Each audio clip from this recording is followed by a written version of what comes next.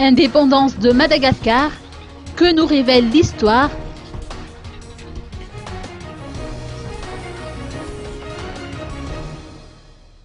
Madagascar était une colonie française de 1896 à 1960.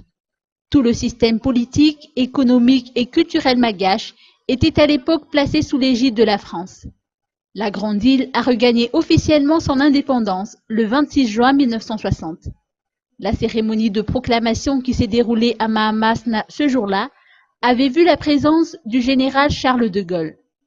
54 ans après cette journée historique, la question se pose encore de savoir si Madagascar s'est véritablement détaché de la France. Le professeur Lucille Raberman, historienne, livre son avis à ce sujet. 54 ans après, on ne peut pas dire qu'on est indépendant. Ça, c'est évident, parce que, au moins sur le plan économique, nous sommes tributaires et dépendants de nos bailleurs de fonds.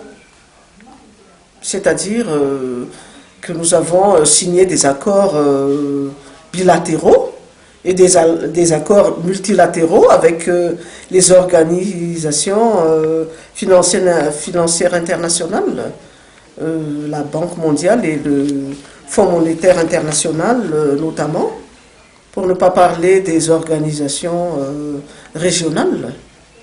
Et nous sommes donc fortement endettés vis-à-vis de ces différentes organisations et vis-à-vis d'autres bailleurs de fonds nationaux aussi. Et donc dire qu'on est indépendant, il ne faut pas se voiler la face.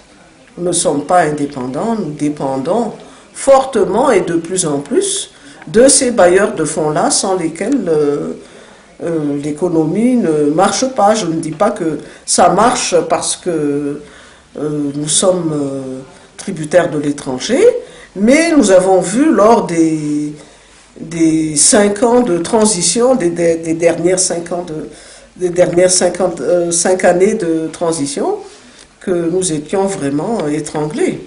L'économie est étranglée et nous savons tous que le niveau de vie des Malgaches a diminué de 25%, selon les statistiques très officielles de l'Institut national de la statistique.